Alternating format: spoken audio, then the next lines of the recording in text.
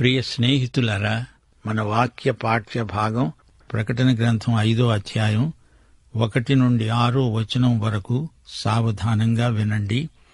లోపట వెలపట వ్రాత కలిగి 7 ముద్రలు గట్టిగా వేసి ఉన్న ఒక గ్రంథము సింహాసనమునందు ఆసీనుడై ఉన్నవాని కుడి చేతిలో చూచాను. మరియు దాని ముద్రలు తీసి ఆ గ్రంథము విప్పటానికి యోగ్యుడైన వాడు ఎవడని బలిష్ఠుడైన ఒక దేవదూత బిగ్గరగా ప్రచురించగా చూచాను. అయితే పరలోకమందు గాని భూమి మీద గాని భూమి క్రింద గాని ఆ గ్రంథము విప్పటానికైనా చూడడానికైనా ఎవరికీ శక్తి లేదు. ఆ గ్రంథము విప్పటానికైనా చూడడానికైనా యోగ్యుడెవడూ కనపడనందున నేను బహుగా ఏడుస్తూ ఉండగా ఆ పెద్దలలో ఒకడు, ఏడవకు, ఇదిగో దావీదుకు చిగురైన యూదాగోత్రపు సింహము 7 ముద్రలను తీసి ఆ గ్రంథము విప్పటానికి జయము పొందాడు అని నాతో చెప్పాడు. మరియు సింహాసనమునకు ఆ 4 జీవులకు పెద్దలకు మధ్య వధింపబడినట్లున్న గొర్రెపిల్ల నిలిచి ఉండటం చూచాను. ఆ గొర్రెపిల్లకు 7 కొమ్ములు 7 కన్నులు ఉన్నాయి. ఆ కన్నులు భూమి యందంతటికీ పంపబడిన దేవుని 7 ఆత్మలు. శ్రోతలు వింటున్నారా? 5వ అధ్యాయంలో సన్నివేశం పరలోక సీమ. సంఘం క్రీస్తుతో పరలోకంలో ఉంది. సంఘం మహాశ్రమల కాలంలో ఇక్కడ ఉండదు. పరలోకానికి ఎత్తబడి క్రీస్తుతో అక్కడే ఉంటుంది. పరలోకం క్రీస్తును బట్టి మనదే. అది క్రీస్తు లోకం గనుక మన లోకం. మనమంతా అక్కడికి వెళ్ళిపోతాము. ముందుగా అక్కడి దృశ్యాన్ని చూతాము. 4వ అధ్యాయంలోని దృశ్యమే 5వ అధ్యాయంలో కొనసాగుతోంది. యేసు ప్రభువు పరలోకానికి ఆరోహణమైపోతూ తన శిష్యులతో ఏమన్నాడు? యోహాను సువార్త 14వ అధ్యాయం 2-3 వచనాలు. నా తండ్రి ఇంట అనేక నివాసములు కలవు. మీకు స్థలము సిద్ధపరచడానికి వెళ్ళుతున్నాను. నేను వెళ్లి మీకు స్థలము సిద్ధపరచిన ఎడల నేనుండే స్థలములో మీరు ఉండేలాగున మరల వచ్చి నా వద్ద ఉండడానికి మిమ్మల్ని తీసుకుపోతాను. ఆయన వస్తాడు, వచ్చి మనల్ని తీసుకువెడతాడు. ఇది మన శుభనిరీక్షణ. మన ఆశాభావం తప్పక నెరవేరుతుంది. మహాశ్రమలు 5వ అధ్యాయం తరువాత రాబోతున్నాయి. కాని సంఘం మాత్రం మహాశ్రమలలో ఉండదు. ఈ భూమిపైకి వచ్చే తీర్పు సంఘానికి వర్తించదు. 4వ అధ్యాయంలో కేంద్రంలో సింహాసనముంది. 5వ అధ్యాయంలో సింహము గొర్రెపిల్ల కేంద్రంలో ఉన్నాయి. సింహమన్నా గొర్రెపిల్ల అన్నా క్రీస్తే. దేవుని గొర్రెపిల్ల అయిన క్రీస్తు సింహాసనం మీద ఉన్నాడు. ఆయన రాజు, రక్షకుడు. జరగబోయే సంఘటనలన్నీ జరిగించేవాడు క్రీస్తే. ఆయనే కర్త, కర్తృత్వం ఆయనదే. అందుకే ఈ 5వ అధ్యాయాన్ని జాగ్రత్తగా మా శ్రోతలు వింటారని ఆశిస్తాము. సింహాసనాసీనుడు తన కుడిచేత ఒక పుస్తకం పట్టుకొని ఉన్నాడు. ఆ గ్రంథానికి లోపట వెలపట అంతా రాయబడి ఉంది. ఆ గ్రంథానికి 7 ముద్రలు గట్టిగా వేసి ఉన్నాయి. గ్రంథం అంటే అధికార పత్రం. 4వ అధ్యాయానికి ఇది కొనసాగింపు. అదే అంశం, అదే దృశ్యం, అదే సన్నివేశం. యోహాను చూస్తున్నాడు. దీనికి యోహాను ప్రత్యక్ష సాక్షి. యోహాను చూచాడు, విన్నాడు. చూడాలి, వినాలి, రుచి చూడాలి, వాసన చూడాలి. వాక్యాన్ని మన పంచేంద్రియాలతో అనుభవించాలి. ప్రకటన గ్రంథంలో అగ్నిగంధకాలు కురుస్తాయి. వాటి వాసన కూడా మనం చూడగలుగుతాము. పరిశుద్ధాత్మ వాక్య అక్షరంలోని ప్రత్యక్షాన్ని మన అనుభవంలోకి తెస్తాడు. దేవునికి స్తోత్రం. రోమా ప్రభుత్వ చట్టం ప్రకారం వీలునామా దస్తావేజులపై ముద్రలు వేస్తారు. అవి 7 ముద్రలు. అయితే ప్రకటన గ్రంథంలోని 7 అంకెకు ఆధ్యాత్మికమైన అర్థముంది. 7 సంపూర్ణమైన అంకె. ఆ పుస్తకం పూర్తిగా మూయబడింది, ముద్ర వేయబడింది. యిర్మీయా 32 అధ్యాయం 6 నుండి 15 వచనం వరకు క్రయ దస్తావేజు పేర్కొనబడింది. యిర్మీయా క్రయపత్రం రాశాడు, ముద్ర వేశాడు. ముద్రగల విడుదల కైకోలును వడంబడికను తీసుకున్నాడు. ఈ క్రయపత్రాన్ని ఒక మట్టి కుండలో దాచిపెట్టాడు. ఇశ్రాయేలు చెరలోకి పోతున్నారు, వారు తిరిగి వస్తారు. ఈ దస్తావేజు అంతవరకు ముద్ర వేయబడి దాచిపెట్టబడి ఉంటుంది. ఈ భూమి అంతటిపైన అధికార దస్తావేజు ఎవరి దగ్గర ఉంది అనుకుంటున్నారు? అధికార పత్రం యేసు చేతిలోనే ఉంది. దానియేలు గ్రంథం 7వ అధ్యాయం 13-14 వచనాలు.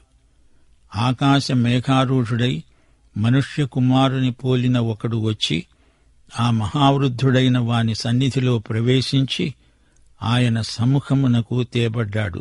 సకల జనులు, రాష్ట్రములు, ఆయా భాషలు మాట్లాడేవారు ఆయనను సేవించున్నట్లు ప్రభుత్వము, మహిమ, ఆధిపత్యము ఆయనకు ఇవ్వబడ్డాయి.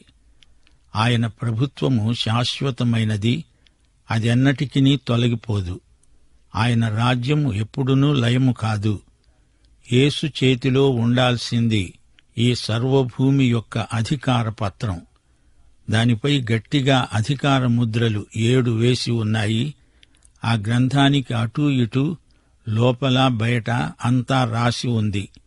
ఈ సమస్త భూమికి ఆయనే సృష్టికర్త, స్వంతదారు. అందుకే ఆయన తన కుడి చేతిలో ముద్ర వేయబడిన ఈ గ్రంథమును, ఈ పుస్తకమును, దస్తావేజును పట్టుకొని ఉన్నాడు. ప్రకటన గ్రంథం బాగా అర్థమవ్వాలంటే జకర్యా గ్రంథం పూర్తిగా చదివి ఉండాలి. జకర్యా 5వ అధ్యాయం 1 నుండి 3వ వచనం వరకు ఎగిరిపోయే పుస్తకం ఒకటి కనిపించింది. అది 20 మూరల నిడివి, 10 మూరల వెడల్పు. అది భూమి అంతటి మీదికి శాపం తెచ్చింది. దానికి ఒక ప్రక్కను రాసి ఉన్న దానిని బట్టి దొంగిలే వారందరూ కొట్టివేయబడతారు. రెండో ప్రక్క రాసి ఉన్న దానిని బట్టి అప్రమాణికులందరూ కొట్టివేయబడతారు. శ్రోతలు, ఈ ఎగిరే పుస్తకమే ఇప్పుడు సింహాసనాసీనుడైన యేసుక్రీస్తు చేతిలో ఉంది. 7 ముద్రలు గట్టిగా వేయబడి ఉన్న పుస్తకం. ఇశ్రాయేలుతో దేవుడు చేసిన కొత్త నిబంధనే ఈ గ్రంథపు చుట్ట. యిర్మీయా గ్రంథం 31వ అధ్యాయం 31, 33 వచనాలు. నేను ఇశ్రాయేలు వారితో, యూదా వారితో క్రొత్త నిబంధన చేసే దినములు వస్తున్నాయి. వారి మనస్సులలో నా ధర్మవిధి ఉంచుతాను, వారి హృదయముల మీద దానిని రాస్తాను. రోమాపత్రిక 11వ అధ్యాయం 26, 27 వచనాలలో పౌలు అన్నాడు, విమోచకుడు సియోనులో నుండి వచ్చి యాకోబులో నుండి భక్తిహీనతను తొలగిస్తాడు. నేను వారి పాపములను పరిహరించినప్పుడు నా వలన వారికి కలిగే నిబంధన ఇదే అని రాయబడినట్లు ఇశ్రాయేలు జనులందరూ రక్షించబడతారు. హెబ్రీ పత్రిక 10వ అధ్యాయం 16వ వచనం కూడా ఇదే మాట అంటోంది. ఆ దినములైన తరువాత నేను వారితో చేయబోయే నిబంధన ఇదే, నా ధర్మవిధులను వారి హృదయమునందుంచి వారి మనస్సు మీద వాటిని రాస్తాను అని చెప్పాడు.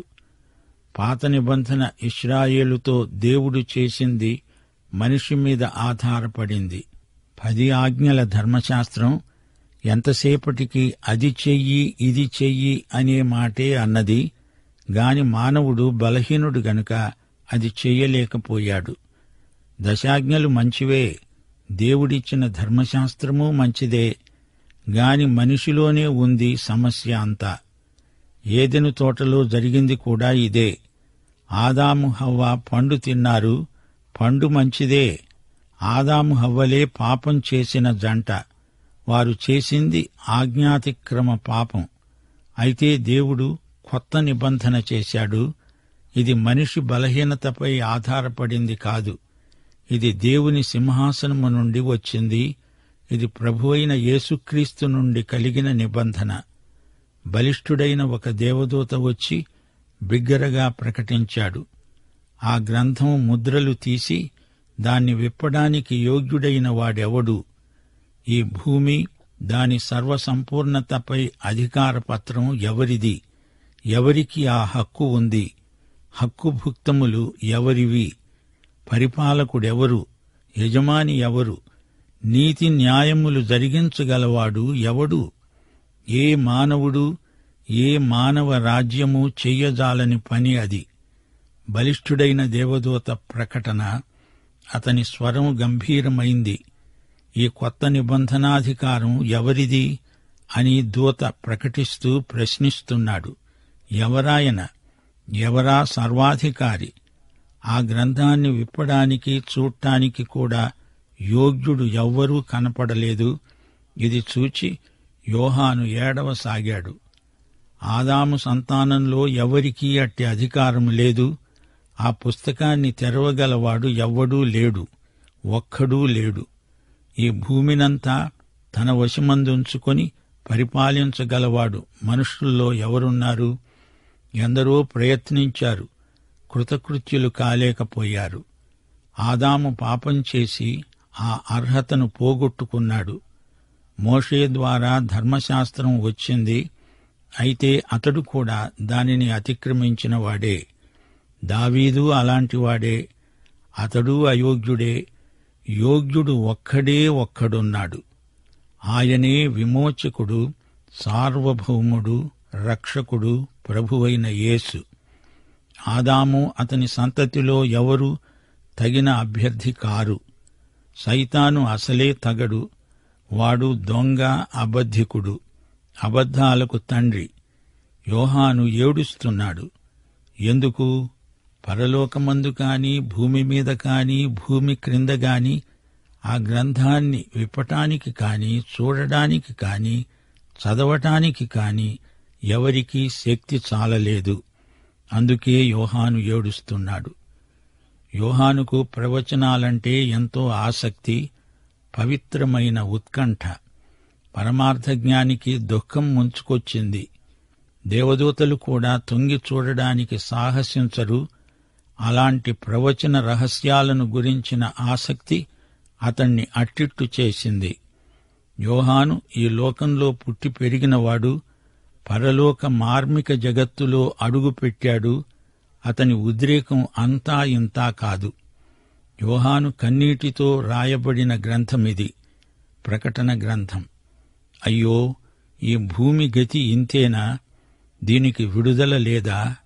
క్షయాధీన దాస్యము నుండి దీనికి విముక్తి లేదా?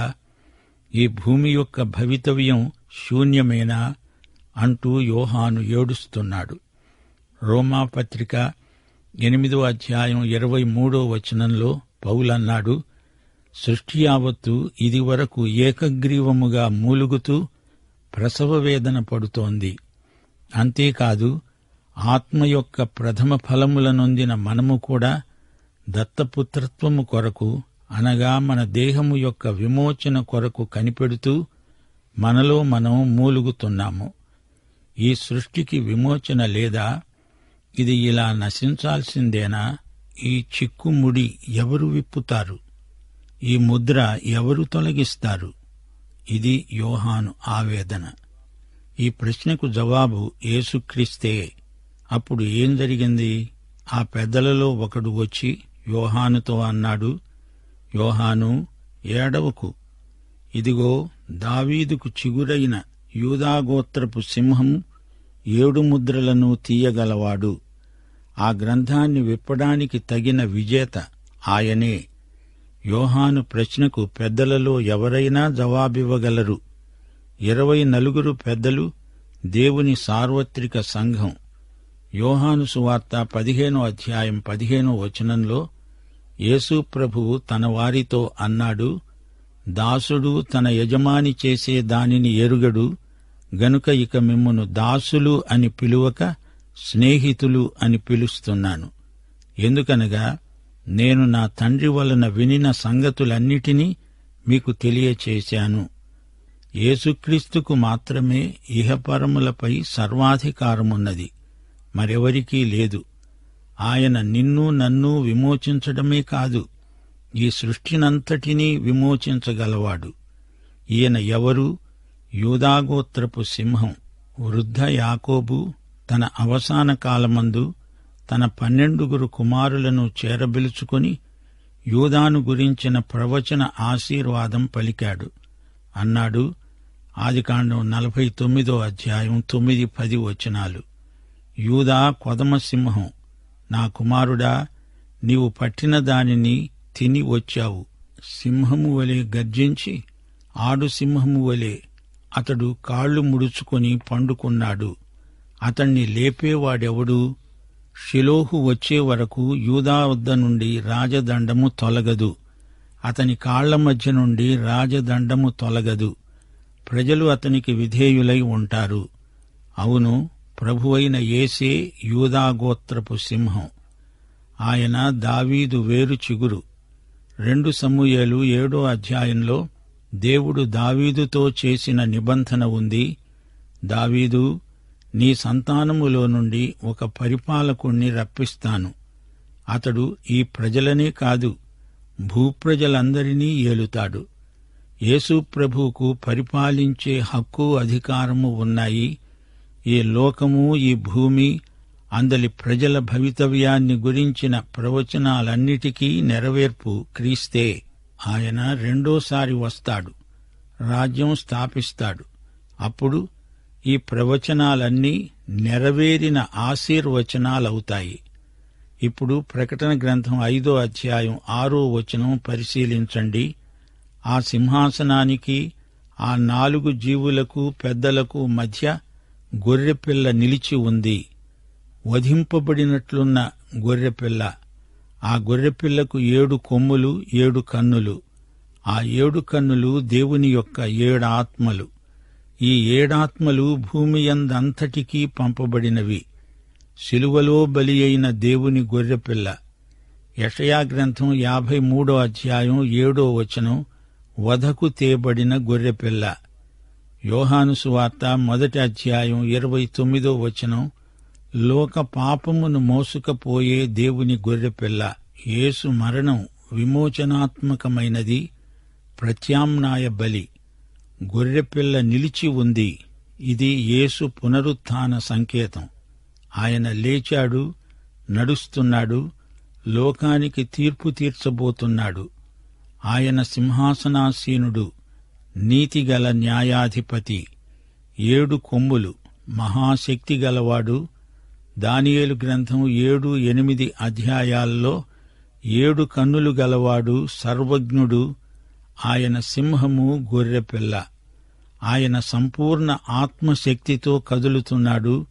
రెండోసారి సింహమై వచ్చేవాడు మొదటిసారి గొర్రెపిల్లగా వచ్చాడు. సింహము అంటే తీర్పరి, గొర్రెపిల్ల అంటే రక్షకుడు. సింహం ప్రభుత్వానికి ప్రతీక, గొర్రెపిల్ల దేవుని కృపకు సంకేతం. పాఠం ఇంతటితో సమాప్తం. యేసుక్రీస్తు వారి దివ్యకృప, తండ్రి అయిన దేవుని పరమ ప్రేమ, పరిశుద్ధాత్మ యొక్క అన్యోన్య నిత్య సహవాసము మనకందరికీ సదాకాలము తోడై ఉండునుగాక. ఆమేన్.